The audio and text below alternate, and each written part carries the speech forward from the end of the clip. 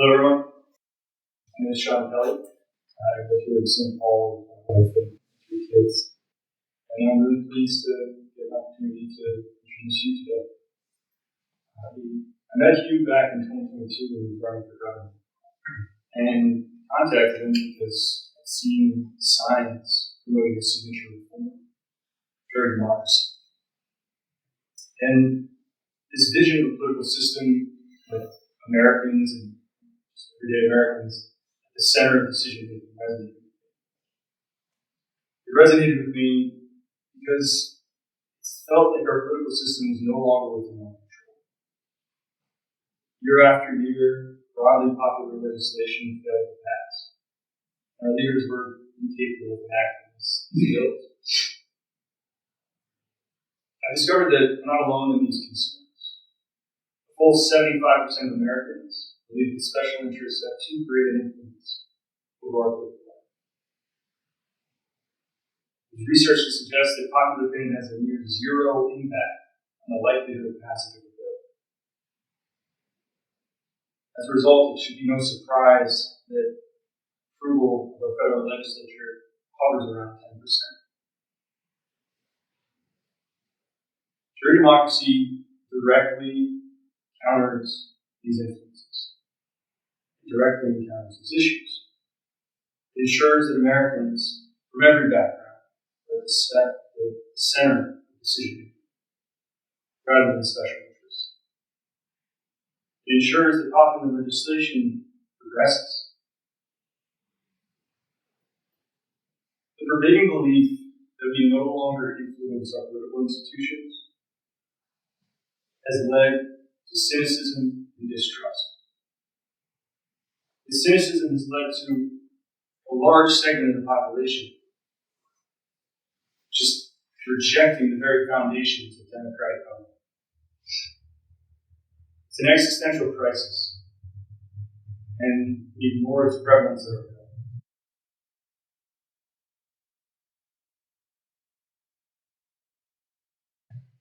Today's zero-sum politics are weighing on us all.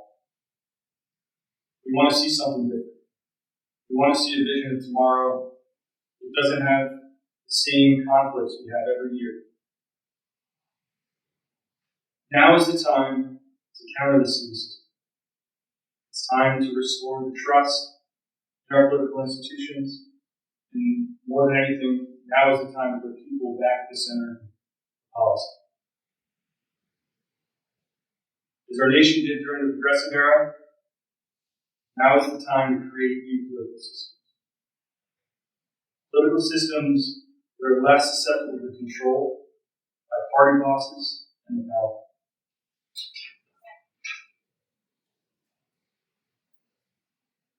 The voice of Americans has been clear. They know that they're powerless to affect policy, and are seeking someone to help them. Our leaders continue to ignore these voices. But Hugh has been listening. Hugh understands that restoring trust in our political systems must be our first and only goal. This is why I support him as our next senator. Hugh understands that putting people at the center of decision making builds trust. Hugh understands that giving Americans power over decision making is the very essence of democracy. And the only path to the cynicism, the distrust, and the declining regard for our political systems. Other candidates want to make decisions for you. Not Hugh. Hugh wants to give you the power to make decisions for yourself. Hugh is not only a passionate advocate for reform, but he's a scientist, an attorney, an author, an entrepreneur. Hugh recognizes the challenges we face and offers bold leadership to resolve those challenges. I hope that you'll all support or join me in supporting him as the the next senator from Minnesota. Without further ado, it's my pleasure to introduce the next senator from the state of Minnesota, Hugh McTavish.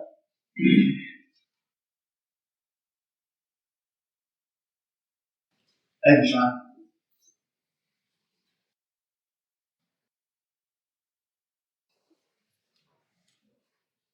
Thank you, Sean, for that kind introduction, and thank you all for being here today. I called this press conference because I'm making 3 announcements, and they all point to one simple belief.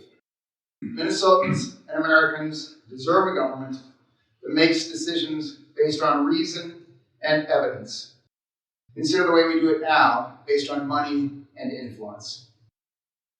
And makes decisions with civil discourse instead of constant outrage. And most importantly, makes decisions and implements laws with the informed consent of the people who have to live with the consequences.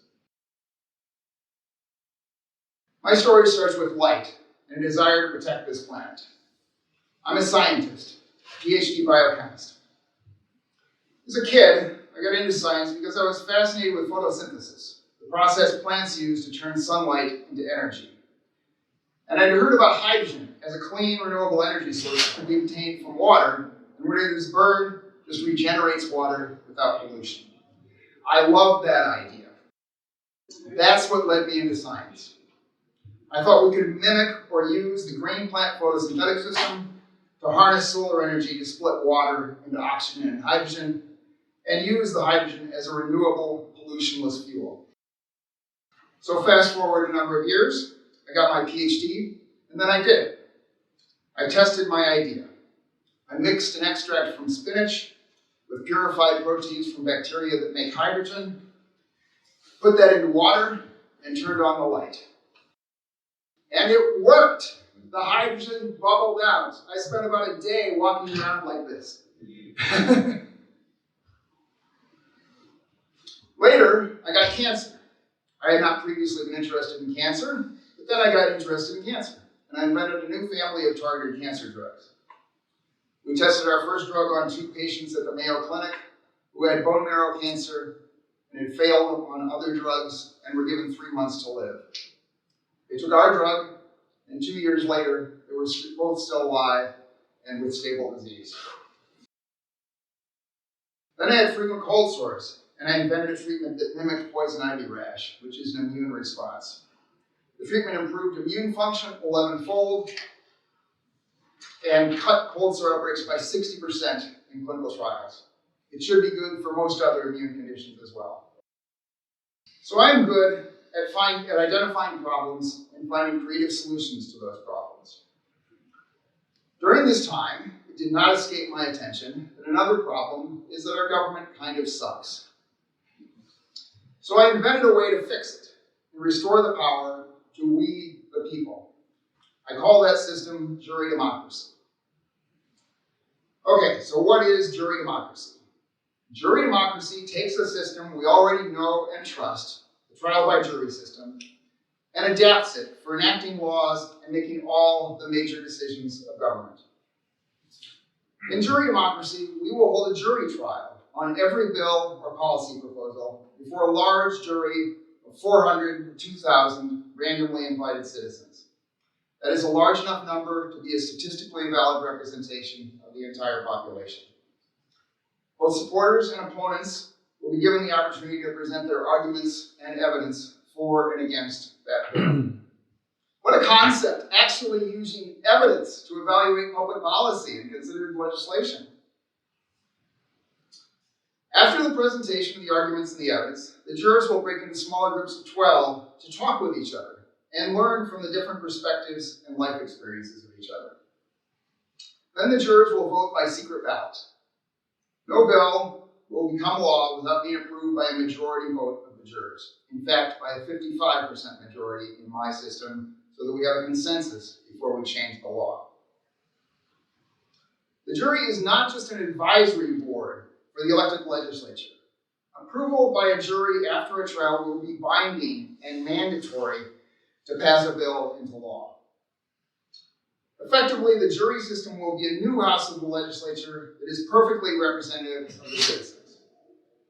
The young, the poor, and the middle class, and people who are not interested in politics and don't like arguing, or who are modest or shy, who would never consider running for public office, will all be represented proportionally to their numbers. Those groups, in particular the young, the poor, and the middle class, and the meek, as Jesus called them when he said they would inherit the earth, have no representation in Congress now. Jury democracy solves all of the problems of our government. It automatically implements term limits because jurors serve on just one bill. It solves campaign finance because jurors are chosen at random and do not campaign and do not have to raise any money. It solves bribery because the vote of each juror is secret. So even if you bribed a juror, you would not know if he or she voted the way you wanted them to vote. And it solves the problem of party politics and partisanship. In my model, every elected legislator or Congress member, whether in the majority or minority, will be able to introduce at least one bill each term, and the citizens will be able to introduce bills to juries directly by petition. So we will consider supposedly wacky far-left ideas and supposedly wacky far-right ideas that the elites would love to bury and never see the light of day. And a lot of those ideas will pass. Then if a bill passes a jury, the Congress or elected legislature must hold a recorded vote on that bill. They can oppose the informed, expressed will of the people, but they must go on the record about it. They cannot just hide and bury it. Passage of a bill by a jury after a trial will also give legislators political cover to vote for that bill against the demands of their party. So jury democracy solves the problem of party politics. It will hardly matter which party is in the majority because every legislator, whether in the majority or minority, will be able to introduce at least one bill to a jury per biennium.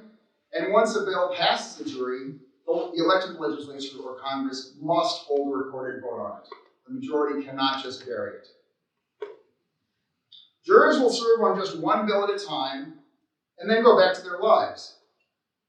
The jurors will actually read each bill, which will put them ahead of most or many legislators and congresspeople. As, for example, when senators unanimously passed a change in daylight savings time because not even one senator had read the bill or knew what they were voting on. And that was a simple, short bill. Now, here are my three announcements. I have formed a nonprofit called Jury Democracy USA to promote and educate about jury democracy. The first announcement is that we aim to put jury democracy on the ballot in St. Paul and Minneapolis as a city charter amendment. Secondly, we aim to put jury democracy on the ballot in North Dakota as an amendment to that state's state constitution. Thirdly, I am running for U.S. Senate in Minnesota as a Democrat for the seat being vacated by Tina Smith. I have no idea why Angie Craig or Peggy Flanagan or anyone would run for the U.S. Senate, other than, of course, the great insider stock trading tips you get as a member of Congress. The Senate is the most dysfunctional and impotent legislative body in the supposedly free world, even worse than the U.S. House of Representatives. But I am running for U.S. Senate because I can fix it. I know that sounds ridiculous and arrogant that one person could fix this mess, but I think I can. With jury democracy, I can fix the U.S. Congress so it actually passes a budget on time for the first time in 30 years, actually accomplishes anything of substance, and takes back its power for we, the people, from the president and the corrupt and power-drunk Supreme Court. I will submit the Republican budget and the Democratic budget to a large jury of randomly invited citizens, hold a trial on those two budgets, and let the jury pick. Whichever budget the jury picks, I will vote for, and I will challenge my colleagues to vote for as well. Voila, we pass a budget on time. This process will also induce both parties not to lard up their budget proposals with pork and not to insert irrelevant and corrupt clauses, such as the clause in 2025 that effectively gave 5 named Republican senators the right to sue for $500,000 each because they had suffered the terrible indignity of a court-ordered warrant to search their phone records. That is a right, incidentally, that of course they did not give to ordinary people, but, and also, and this is my favorite part, they didn't even give it to the members of the House of Representatives, just senators. That kind of garbage and corruption is not going to pass through a jury. I can fix a filibuster. Fix the filibuster. Any bill that is filibustered, I will vote for. I will submit to a jury trial before a jury of about 2,000 citizens. If the jury approves it, I will vote for that. Vote for cloture on the filibuster and urge other senators to do the same, and I will probably vote for that bill. My political philosophy is encapsulated perfectly by the Declaration of Independence. The founders wrote that the purpose of government is to promote life, liberty, and the pursuit of happiness. Strangely, they did not mention maximizing GDP, which has perplexed economists ever since. Life, liberty, and happiness are my priorities in government, in that order. Life means not just human life, but more importantly, biological life on this planet and the billions of species other than us. The top priority of government should be protecting the planet and protecting the billions of wild species that are effectively under our care and at our mercy. Nothing else matters if we don't have a decent planet. Liberty should be the second priority of government. It means that you should be free to do what you want, as long as your actions do not significantly infringe on the rights or well-being of others. Happiness should be the third priority of government. Not making more money, but happiness and life satisfaction. That is really what we want out of life. Improving the economic welfare of citizens is a component of happiness, but so is having friends and being part of a community and having a dog and loving and being loved and spending time in nature. Are life, liberty, and happiness the goals of our government? If they are, the government is doing a piss-poor job at it. On life, we have caused the 6th mass extinction event in Earth's history. We have irrigated for our own species almost every square inch of usable land and enough of the oceans to cause most fisheries to irreversibly decline. On liberty, we have ICE agents murdering citizens in our streets, and the government tells us there is nothing we can do about it. Federal officials cannot be sued or prosecuted for violating our rights. Both parties censor their opponents and try to get us fired from our jobs for expressing forbidden political opinions, and label any facts that they find inconvenient as, quote, misinformation, which can usually be translated as true facts that they do not want you to know. On happiness, we have created the most depressed, anxious, and mentally ill society in human history. And Congress and our leaders have allowed big tech companies, social media, and AI to prey on us, to addict us, to take our jobs, and destroy the happiness of adults and children, all in the name of profits. Clearly, the goal of government is not life, liberty, or happiness. The purpose of a machine or an organization is what it does. The purpose of a car is to take you from point A to point B. The purpose of a corporation is to provide a service or a good and to make a profit. The purpose of a school is to educate students. So what is the purpose of our government? It is not to promote life, liberty, and happiness, because that is not what it does. What it does is first to maximize aggregate GDP. Not personal economic welfare, but aggregate GDP, just the size of the economy. And second, to protect the wealth and power of people who already have wealth and power. Okay, so I want to promote biological life on this planet, liberty, and happiness. How do I propose to do that? What specific policies do I propose? First, I want to point out that I am not like any other candidate you have ever voted for. Every other candidate you have ever voted for said, I support policies A, B, and C, and if I am elected, I will do my best to enact those policies and impose them on you and your neighbor.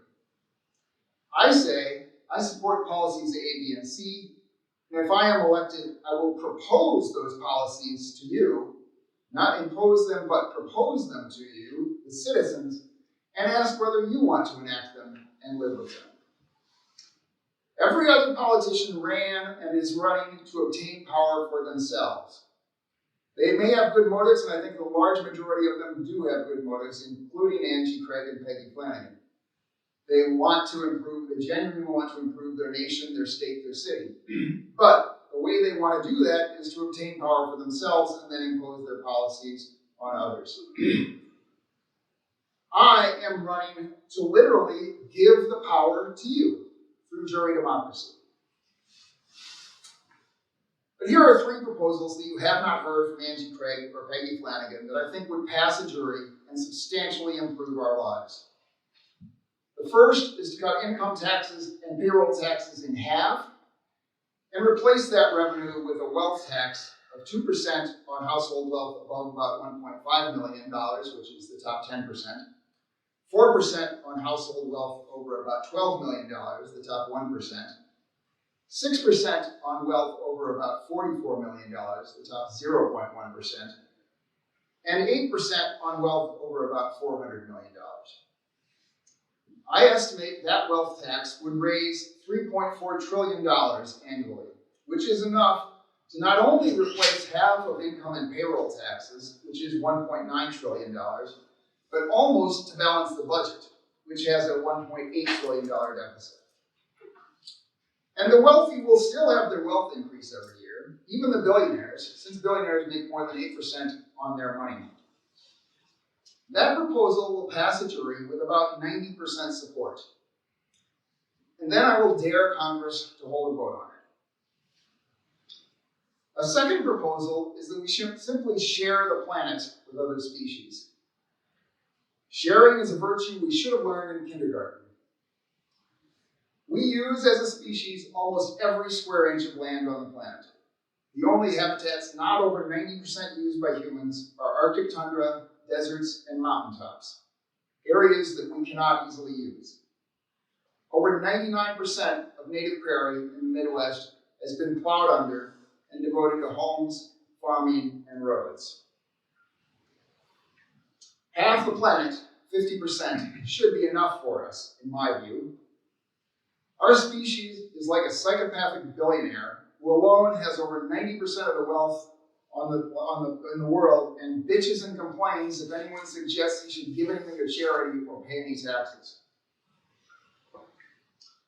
So again, I would shoot for sharing half the planet, half of ocean waters, half the US, and half of Minnesota with wild species, devoting that much of the biosphere for the primary or exclusive use of other species. I know that sounds unthinkable, but we can actually easily do that. At the price per acre of Minnesota farmland, it would cost just 2.7% of the federal budget to buy 1% of the land every year and retire that to nature. In 10 years, we would have 10% of the land in nature. If we chose to continue it for 50 years, we could have half or more of the land reverted to nature. We can have wild bison roaming across the prairies. We can not just protect this planet, but restore it. Here's a third proposal on liberty, which is simply to make the Bill of Rights enforceable, make it more than just a piece of paper. We have federal ICE agents murdering our citizens, breaking into homes without a warrant, and dragging an 80-year-old citizen from his home in a bathrobe and slippers in sub-zero temperatures. They can do these things with impunity because there is no cause of action against federal agents and officials for knowingly violating the Bill of Rights. And it is not a crime for federal officials to knowingly violate the Bill of Rights. This has been a loophole in federal law forever. Federal officials have carte blanche to violate our rights. The ICE agents who murdered Renee Good and Alex Preddy have immunity from suit. The families of those victims cannot sue them for damages. And while they might be charged with murder by state authorities, and of course they should be, that is because murder is a state crime. Violating our constitutional rights is not a federal or state crime. So they are immune from suit and immune from criminal charges for violating our rights. The Supreme Court has pointed this out and invited Congress to pass a law to allow a lawsuit for damages against federal officials for violating our rights. But Congress has chosen to twiddle their thumbs and do nothing, and hope that we do not notice that the Bill of Rights is a meaningless, unenforceable piece of paper. I will introduce a bill to allow citizens to sue federal officials and agents, including not just ICE agents, but also the President and Cabinet Secretaries, for knowingly violating our rights under the Bill of Rights. And incidentally, the ex post facto limitation on laws does not apply to lawsuits for civil damages. So once that law is passed, the survivors of Renee Good and Alex Preddy will be able to sue the ICE agents for violating their rights. And that 80-year-old Hmong citizen who was dragged from his home in his bathrobe without a warrant will be able to sue the agents who did it and sue Todd Lyons, the head of ICE, who signed a memo saying ICE agents do not need warrants to break into homes. I am running for the U.S. Senate to bring power to the people through jury democracy. Ultimately, we will amend the U.S. Constitution. But even before then, I can largely succeed by introducing the budget and other important bills to juries and showing the informed will of the people.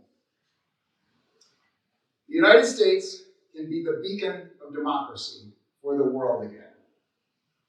Everyone says democracy is dying or at risk, and they are right. But jury democracy will revive it. Jury democracy is the fulfillment of our founding ideals as a nation. It is truly government of the people, by the people, and for the people.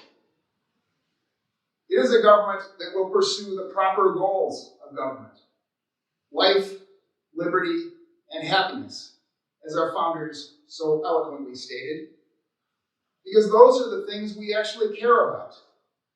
Not maximizing aggregate GDP, and not maximizing wealth and power for the already wealthy and powerful. And it will be a government where all men and women are created equal, and where all men and women have equal power in making our decisions as a society. Thank you. I'm happy to take any questions. Why decide to run as a Democrat instead of an independent this time? Because I'd like to win.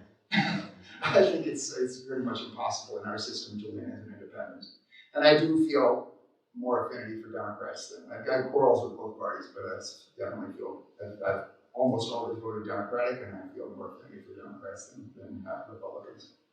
And do you plan to take it to a primary? We'll see if I have some support in the endorsement process. We'll see how the fundraising goes. So I'm not going to commit one way or the other on that right now.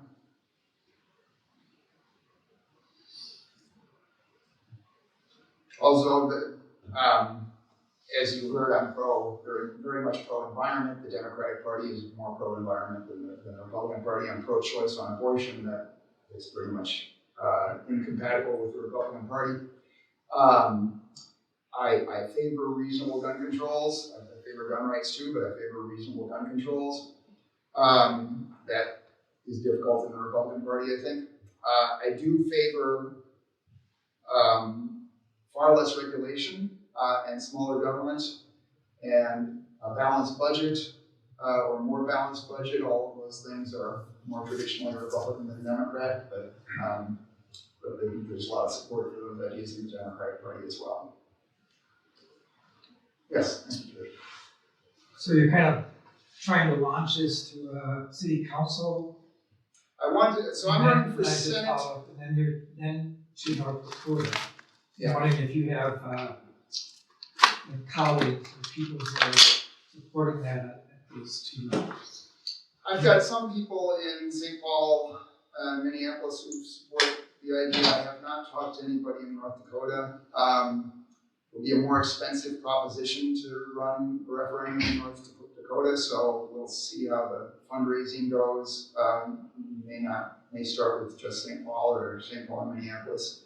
But yeah, my thinking, I want to implement jury democracy. I think it works better, really, I think, with larger populations. So I think it works better with the federal government and state government than with cities, but I think it can work with cities as well. Just as the side of how it would work with a large population. In the United States, if we did juries of 2,000 at the US, you would probably be called once in your lifetime. We may have to even go out of our way a little bit to ensure that most people are called at least once in their lifetime and get a chance to do this. It's not an everyday thing. At the city or state level, it might be once every 3, 4, 5 years. I don't think we want to burden people every year, but I think once every 3 or 4 years would be acceptable. And so the goal, just trying to get it straight, is to get elected. With jury democracy is sort of your main thing, and then convince Congress to pass a bill that would make it a thing. No, at the federal level, the goal really is to demonstrate it, to publicize it. As a U.S. Senator, I have a bigger microphone, publicize it, and demonstrate it with, as I said, the federal budget, for instance, submit the Democratic budget and the Republican budget to a jury. So it wouldn't be binding at that point, and I would, if Jury Democracy USA raises enough money, we could potentially fly people to Washington to be jurors on that. Probably more likely, we'd want to do it remotely. We could still pay people, but we could do it by Zoom. In the long run, I'd like to. We could do it by Zoom or remotely. I'd prefer.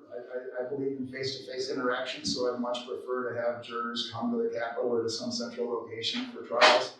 But if people want to save the money and do it remotely, that's okay with me. I'm meandering. But anyway, if that answers your question. Okay. Yeah. Okay, good. Other issues, I'm wondering I don't know if you want to talk about other issues or not, but wondering where you are with healthcare in this country and the current war with Iraq. The war with Iran, I'm glad Khomeini is dead. It looks like we're probably. I think the president should have gotten a authorization from Congress for this, and I would have pushed for that.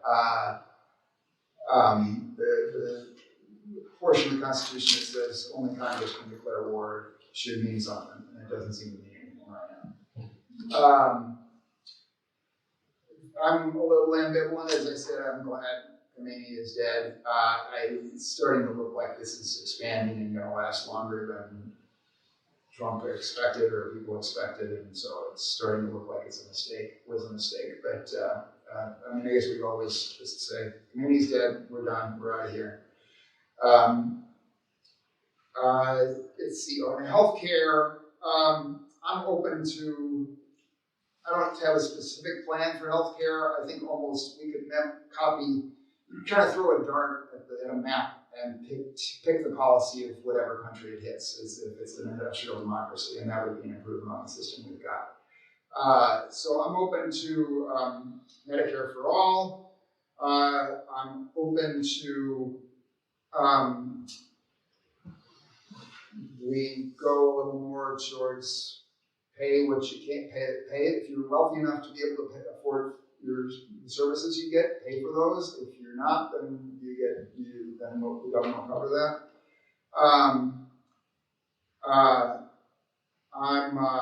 One thing I would do is require healthcare providers to offer self-pay at the lowest rate they have with any insurer. and to post their rates, post the prices for things. I went into the urgency room a couple of years ago because I had some chest pain. I was pretty sure it wasn't a heart attack, and it wasn't, but I had some chest pain and I thought something was stuck in my throat. But anyway, I said what they put a paper in front of me, that I think said basically, you agree to pay us whatever we decide to charge you in a month. And that's not the way it works when you try to buy a grapefruit at the grocery store. That they say, we'll bill you later, and we'll pay whatever we decide to pay to charge you. So that's a stupid system. And I don't know why they can't just post what their rates are, and you can decide whether you want to do it or not, whether you can afford to do it or not. But I think it should definitely be offered to individuals, uninsured individuals, and self-pay individuals, the lowest price they have with any insurer.